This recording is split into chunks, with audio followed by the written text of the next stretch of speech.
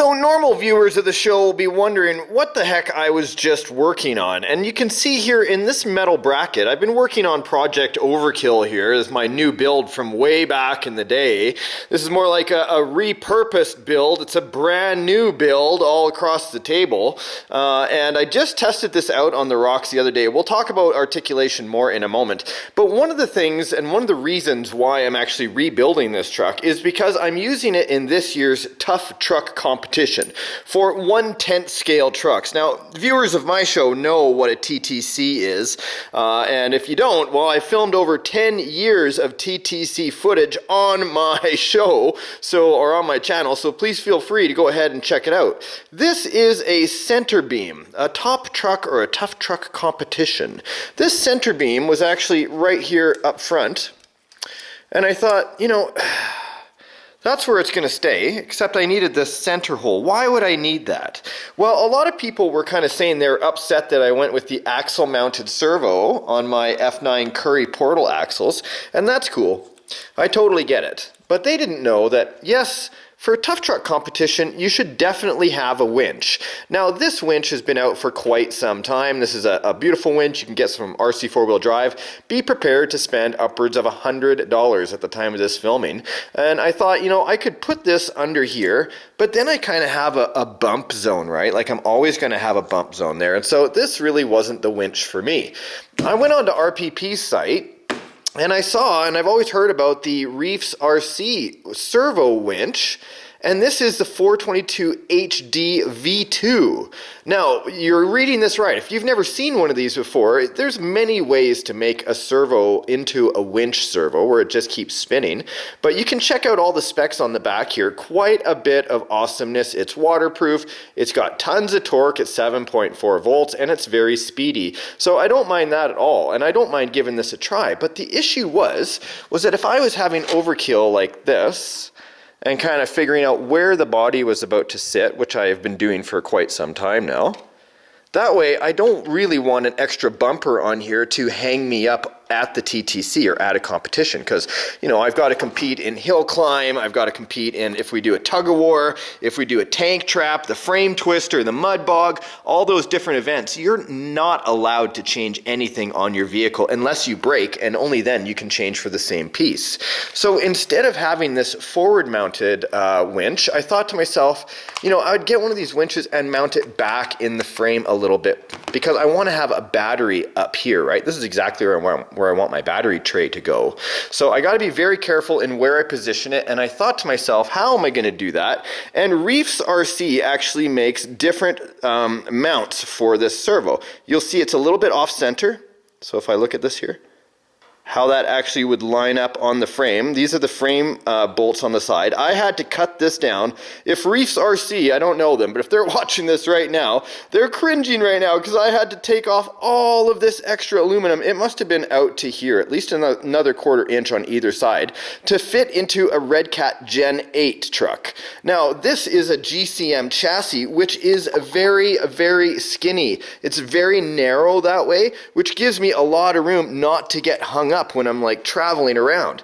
But at the same time, there was no way I was going to fit it in there without grinding it down. So what I've done is I've made a hole in the front for the servo cable to go through, or the winch cable. And what I'm going to do is actually figure out a way to mount this as far back as possible so I can still get my battery in there and at the same time still have a servo mounted up so it's nice and easy and can pull me out of some very tough spots, especially in the mud bog or in the frame twister where you need the additional help. So let's go ahead and have a look at what's in the box. This is also quite an expensive servo, but you guys can check out RPP if you want to go there and have a look at how much they are. Some people will know already, but I already get nailed for bragging in my own show. I try to give people information, and then some bitches want to say I'm bragging about it. Well, there it is, 422 HD. That's simply going to set up. Look at this. Here is the spool that goes on the actual splines of the servo right there. So this is actually going to go right in the middle. And then generally it's going to get screwed on just like that. Now this servo already comes with a servo cable, and the winch controller is already built into the servo, so that is very helpful. I've never had one of those before. So with the front cross brace in, this is mounted. I actually ended up taking the servo back off, spooling the wire through there and putting it through just so it could be in the ready position. And grinding all this down, I get just such a snug super fit right in there. Look at that. I can slide that right in, but unfortunately the holes aren't going to line up. So I am going to have to compromise this a little bit, or possibly just drill another hole to rethread the screw in the side of the REEFS RC mount. Then I'm going to take the wire and I'm going to thread it through to the front of the truck, right out the front of the frame.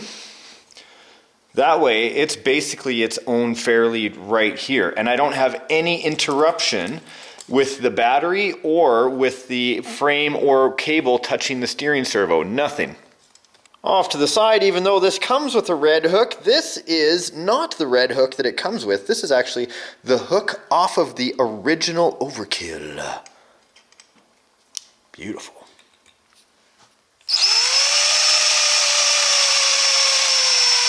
And now that it's all mounted and secure, I can undo the lead. This is for the receiver. I'm going to want to set this up to a programmable or a 3-position switch. So we'd have forward, stop, and then reverse, stop in the middle again. And let's just do a test fit of the battery. Well, I guess it would be switched around this way. So that, I'll build up the front a little bit so I don't have that issue, because what I did was I put another cross member in here, cross beam. It could be flat. I could just order a flat one or change one around. I guess I could use this in the back of the vehicle as well.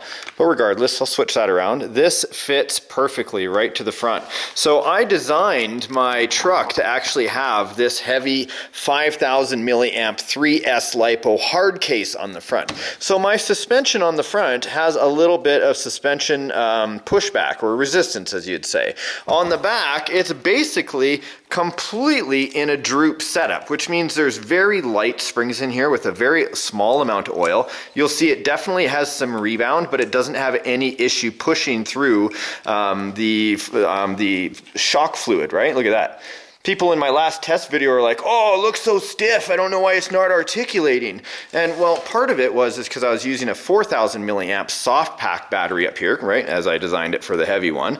But the other thing is I learned early in the game, especially at Crawler Ted's garage, right? Crawler Ted, we did all the rock crawling back in the day when I first started in 2008, 2009. And one of the things we learned is, yes, you can get a crawler to articulate 90 degrees, but in a competition, that's actually going to hurt you, because the reason is if your front suspension flexes way too much, when you go over a hole, your whole tire, if you got a weighted tire and a bad suspension, it's going to flip and roll you over. Instead, when I go crawling, I want my back to articulate as much as possible. I want to have some give on the front right here, but I also want the ability to float my tire over a gap, right, over a gap, instead of having it fall into the gap. And that's one of the most important things and misunderstood things about suspension in the RC world, right? You don't need it to go to 90 degrees.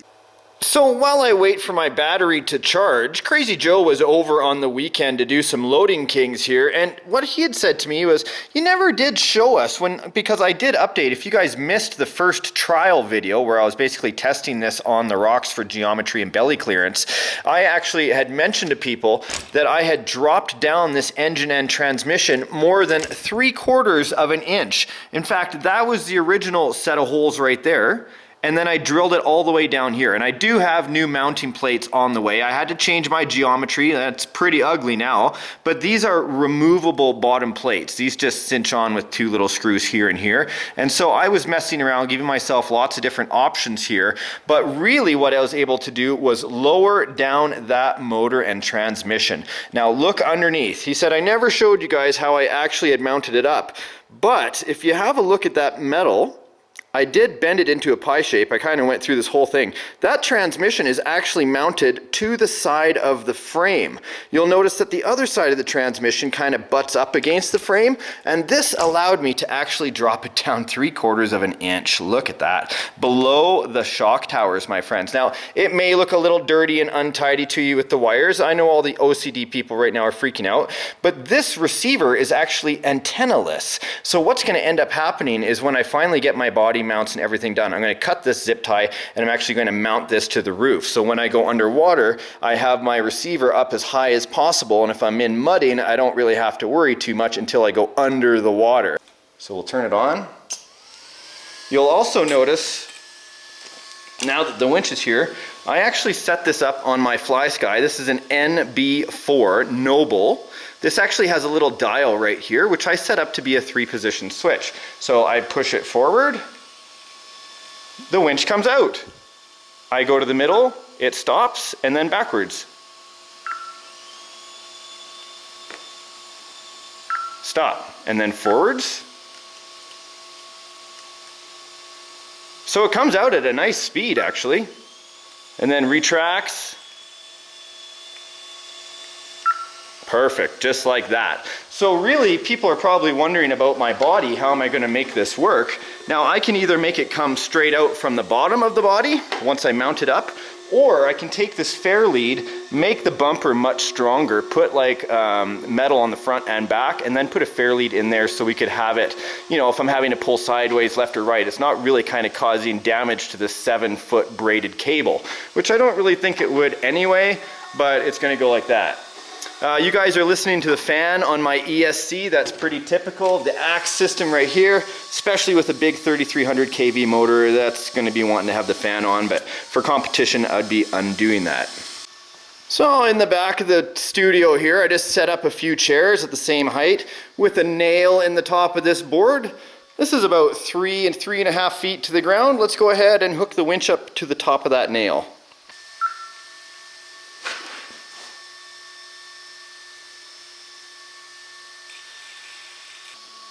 And right there.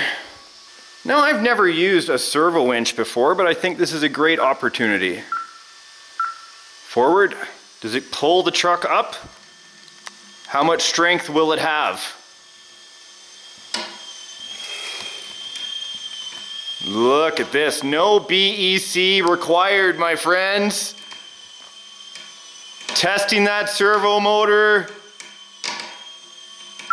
There it is, and look at that. I stopped it. It's not even the weight of the vehicle, even though it's keeping it swinging like a pendulum, is not making that servo lose its grip at all. So that's great. Big win right there. As long as I can pull myself around, that is all that matters. Back down we go. So cool. Reversing. And then back down. Now this is the last thing I'll film today, so we'll leave you with this. But someone had said to me, in full droop, the way my suspension links were set up, that it was going to cause a lot of hopping and, you know, basically a lot of jitters. So let's go ahead and test that, because this is in full droop position right now, full extension on the shocks.